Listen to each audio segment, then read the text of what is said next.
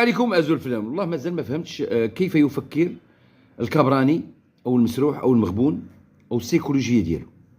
هو أنه قال لك دولة الخسائر وفرحانين بهذا الخبر على أساس أنه سيطالب ماماهم فرنسا باسترجاع السيوف ديال أمير عبيقة، مع العلم بأن أمير عبيقة هو اللي عطى هذوك السيوف لنابليون 3 كهدية بعد الخضوع والدلي وبوس اليدين والركوع ويمكن تنزيل حتى السروالي في هذاك الوقت، وما قدروش يطالبوا بجماجم الشهداء ديالهم اللي في المتاحف، هذوك الشهداء اللي ماتوا باش يعيشوا هاد الكراغيله المسروحين، واللي قالوا على ما تيقولوا هما هرقوا الدماء للحريه، ولو انني لا اعتقد ان كاينه شي حريه ولا اعتقد انها كاينه دوله. فهموني برك، السيوفاء جماجم لا، سير انا جاي.